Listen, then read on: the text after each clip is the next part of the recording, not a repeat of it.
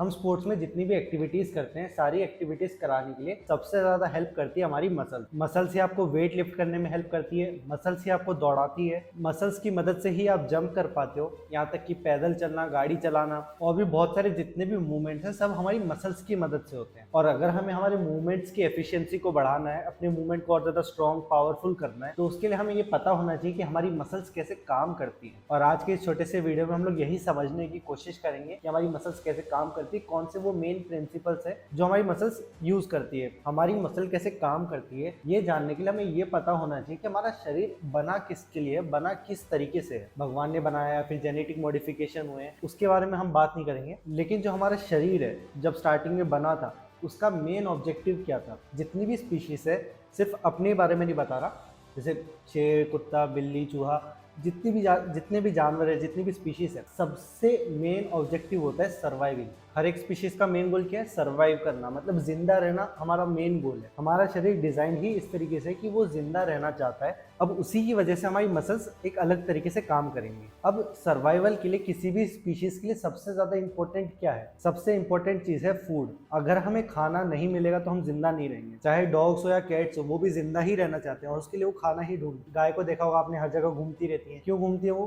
ताकि उनको कहीं घास मिल जाए, कुछ खाने को मिल जाए। तो सारी स्पीशीज बस जिंदा रहना चाहती है और उसके लिए सबसे इंपॉर्टेंट है फूड।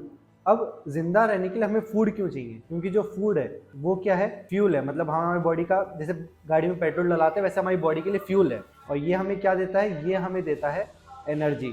तो अगर किसी भी स्पीशीज को जिंदा रहना है, उसको चाहिए रहेगा खाना, ताकि वो खाना उस इंसान को, उस बॉडी को एनर्जी दे पाए। अब अगली इंपॉर्टेंट चीज ये है कि जो इंसान जितनी ज्यादा एनर्जी खर्च करेगा, उसको उतना ही ज्यादा फूड की जरूरत पड़ेगी। जो इंसान जितनी कम एनर्जी लेगा, उसे उतने ही कम फूड की जरूरत पड़ेगी। आई होप यहाँ तक आपको चीजें समझ में आ गई होंगी। मैं थोड़ा स्टोरी टेलिंग के हिसाब से बता रहा हूँ कि एक स्टोरी की तरह आपको अच्छे से समझ में आ जाए। अब आज के जमाने में चीजें चेंज हो चुकी हैं। आज अपने पास फूड अबंडेंस में, मतलब खाने की अपने पास कमी नहीं है। लेकिन अपने शरीर को इतने साल हो चुके हैं, मतलब आपके शरीर को इतना टाइम नहीं हुआ, लेकिन जो इंसान है, इंसान की प्रजाति को बहुत ज्यादा टाइम हो चुका है। तो जो हमारे माइंडसेट में चेंजेस आएंगे वो बहुत धीरे धीरे आएंगे, इतने जल्दी चेंजेस नहीं आएंगे। जब हम आदिवासी थे बहुत टाइम पहले, जब हम जंगलों में रहा करते थे, उस टाइम पे क्या था? फूड था स्केर्स। उस टाइम पे ऐसे नहीं था कि मतलब आपको जो चाहे वो आपको मिल जाएगा। तब हमें खाना ढूंढना पड़ता था और खाना कलेक्ट करना बहुत मुश्किल काम हुआ करता था। तो तब हमारी बॉडी को पता था कि जो फूड है, फूड क्या है? फूड एक रेयर चीज है। मतलब फूड कोई कॉमन चीज नहीं हुआ करती थी, बहुत कम मिलती थी। अब अगर जितनी ज्यादा हम एनर्जी खर्च करेंगे, उतना ज्यादा हमें फूड की जरूरत है, और फूड तो है ही नहीं। तो हमारी बॉडी इसी तरीके से डिजाइन थी कि हम एनर्जी को जितना हो सके उतना कम बचाए, एनर्जी को जितना हो सके उतना कम खर्च करें। तो तब हमारी बॉडी इस तरीके से डिजाइन थी कि हम एनर्जी को जितना हो सके उतना कम खर्च करें। उस टाइम पे हमारे शरीर को ये पता था कि अगर हम ज्यादा एनर्जी खर्च करेंगे तो हमें ज्यादा फूड की जरूरत पड़ेगी, लेकिन क्योंकि फूड है ही नहीं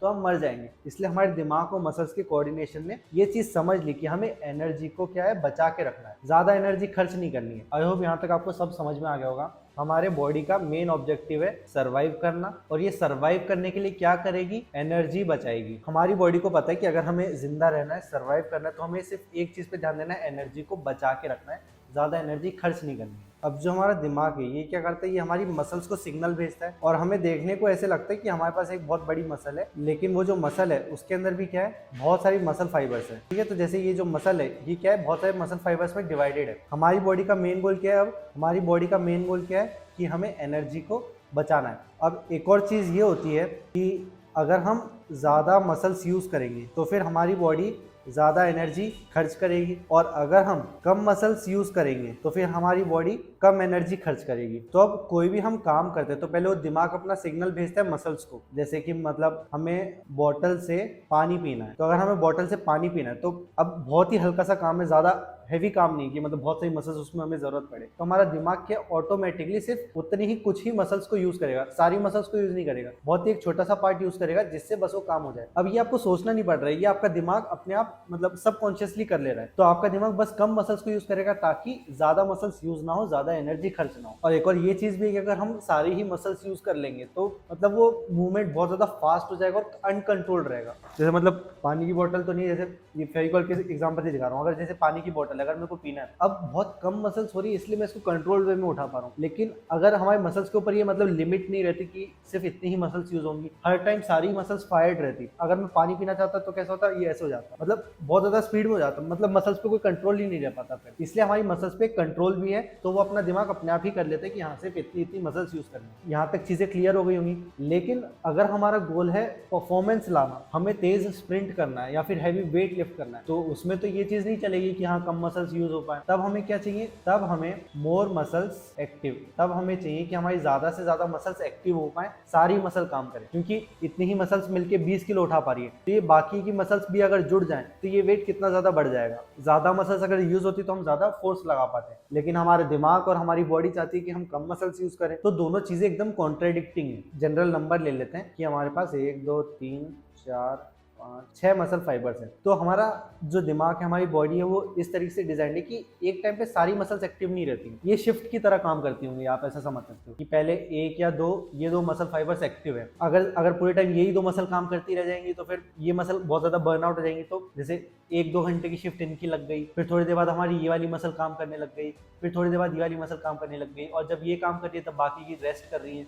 तो इस तरीके से मूवमेंट होते रहता है। लेकिन जब हम स्प्रिंट कर रहे हैं, फिर वेट लिफ्ट कर रहे हैं या जंप कर रहे हैं, तब हम चाहते हैं कि ये सारी की सारी मसल्स काम करें, कोई एक या दो मसल काम ना करे। अब किसी एक पॉइंट पे ज्यादा मसल फाइबर्स एक्टिव नहीं रहती है, मान लो कि सिर्फ इतनी ही मसल फाइबर एक्टिव है, तो हमारा गोल क्या है कि हम इन मसल्स को भी एक्टिव कर लें। अब इन मसल्स को एक्टिव करना ही एक वार्म अप वाला पार्ट है। हम वार्म अप इसलिए करते हैं ताकि हमारी ज्यादा से ज्यादा मसल्स एक्टिव हो पाए। क्योंकि मान लो आपने ये 3 4 5 6 इन 4 मसल फाइबर्स को एक्टिव नहीं किया, ये सो रहे हैं, ये सो रहे हैं। अब आप एकदम से इन्हीं 2 मसल से बहुत ज्यादा काम करा लोगे, मतलब अगर आपने बहुत ज्यादा तेज स्प्रिंट कर दिया बिना वार्म अप के, तो आपकी मसल्स तो सिर्फ इतनी ही एक्टिव थी, बाकी सब मसल्स तो सो रही थी। अब मान लो कि अगर ये सारी 6 मसल मिल के 600 किलो उठाती है, जब आपकी सारी मसल्स एक्टिव रहेंगी तब वो 600 किलो उठा लेंगी। अब आपने वार्म अप अच्छे से किया नहीं और आपने 400 किलो को ही उठा लिया। अब इस केस में क्या होगा, ये 2 मसल पे बहुत ज्यादा एक्सेसिव लोड आ जाएगा। थोड़ी बहुत ये मसल्स एक्टिव हो जाएंगी, लेकिन इन 2 मसल पे सबसे ज्यादा ये लोड आएगा। अब क्योंकि सिर्फ कम मसल्स एक्टिव थी और उन पे हमने ज्यादा लोड डाल दिया, इसकी वजह से क्या होता है, इनमें हमें इंजरी हो जाती है। तो अगर हमें इंजरी से बचना है तो फिर हमें क्या करना चाहिए, जो हमारी बाकी की मसल्स है जो एक्टिव नहीं है उनको एक्टिवेट करना है, उनको तैयार करना है, उनको नींद से जगाना है। तो इसलिए हमारा वार्म अप ऐसा होना चाहिए कि हम धीरे धीरे हमारे मैक्स इंटेंसिटी पे जाए। तो जैसे कि अगर हमारी 2 मसल्स एक्टिव थी, अब इसके बाद ये तो मतलब नॉर्मली जब आप ग्राउंड पे जाओगे तभी भी एक्टिव रहेंगी। इसके बाद हम क्या करेंगे, वार्म अप स्टार्ट करेंगे। वार्म अप में हम लोग मान लो जॉग कर रहे हैं, तो जब आप जॉग करोगे तो धीरे धीरे ये तीसरी मसल भी एक्टिव हो जाएगी। इसके बाद आप हो सकता है कि प्लायोमेट्रिक्स कर लो, आप थोड़े बहुत प्लायर्स करोगे तो ये चौथी मसल भी थोड़ी थोड़ी एक्टिव होने लगेगी। इसके बाद आप बैंड के साथ कुछ एक्टिवेशन एक्सरसाइजेस करोगे तो उसमें हो सकता है कि 5वीं भी एक्टिवेट हो जाए। ऐसे धीरे धीरे जब हम इंटेंसिटी बढ़ाते जाएंगे तो धीरे धीरे करके हमारी सारी मसल्स एक्टिव होने लगेंगी। लेकिन ये सारी मसल्स एक्टिव तब होंगी जब हम इनको एक अच्छा लोड भी देंगे। अगर हम सिर्फ जॉग करेंगे तो सिर्फ जॉग करने से हमारी सारी मसल्स एक्टिव नहीं हो जाएगी, क्योंकि हमारी बॉडी को पता है कि हाँ अगर हम सिर्फ 3 मसल फाइबर्स को यूज करेंगे तो ये काम हो जाएगा, तो बाकी को क्यों हम तैयार करके रखें। अगर इतनी मसल से काम चल रहा है तो फिर इतने से चलने दो, बाकी सबको सोने दो। ऐसा हमारा शरीर, हमारी बॉडी सोचती है। तो इसलिए वार्म अप का मतलब सिर्फ ये नहीं होता कि आप जॉगिंग करके स्ट्रेचिंग कर लो। और हाँ, स्ट्रेचिंग जैसी एक्सरसाइज करने से भी हमारी मसल ज्यादा एक्टिवेट नहीं होंगी, वो होगी प्लायो से करने से या बैंड के साथ एक्सरसाइजेस करने से या फिर हल्का फुल्का या डिसेंट वेट उठाने से। एक बहुत अच्छा तरीका है अपनी मसल्स को एक्टिवेट करने का, और वो है कि हम मतलब नियर मैक्स वेट लिफ्ट करें। मतलब जैसे अगर आपके स्क्वाट का बेस्ट है, मतलब 90 kg अगर आपके स्क्वाट का बेस्ट है, तो आप 80 या 85 kg के साथ स्क्वाट कर लो। जब हम इतना हैवी वेट यूज करेंगे तो उसमें क्या होता है कि मतलब हमारी सब मसल्स को पता है कि हाँ मेरे से काम नहीं हो पाएगा, मेरे से काम नहीं हो पाएगा,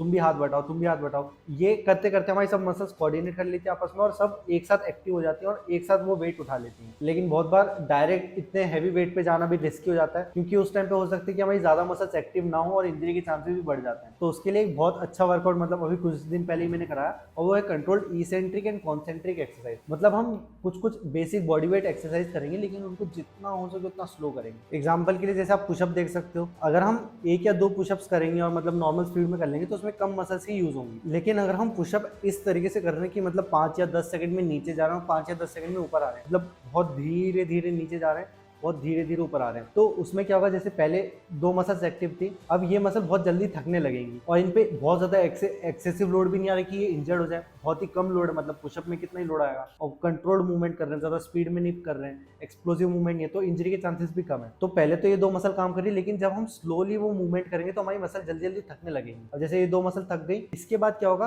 दूसरी और तीसरी एक्टिव हो जाएंगी, पहली को रेस्ट मिल जाएगा। मतलब इसमें क्या हो रहा है, एक साथ सारी मसल एक्टिव नहीं हो रही है, एक मसल ने काम किया वो थक गई, फिर वो बाहर हो गई, फिर मतलब 2 या 3 मसल काम कर लेंगी, फिर इसमें से 3 या 4 करने लग जाएंगी, 2 बाहर हो जाएगी, फिर 4 और 5 करने लग जाएंगी, 3 रेस्ट कर लेगी, फिर 5 और 6 करने लग जाएगी, 4 रेस्ट कर लेगी। तो इस टाइप से धीरे धीरे एक एक करके हम सारी मसल्स को एक्टिव कर लेते हैं जब हम स्लो कोई मूवमेंट करते हैं। मसल्स को एक्टिवेट करने की मतलब अपने आज के इस वीडियो में हमने 2 तरीके देखे। पहला है, एक है मैक्स वेट और एक है स्लो मूवमेंट।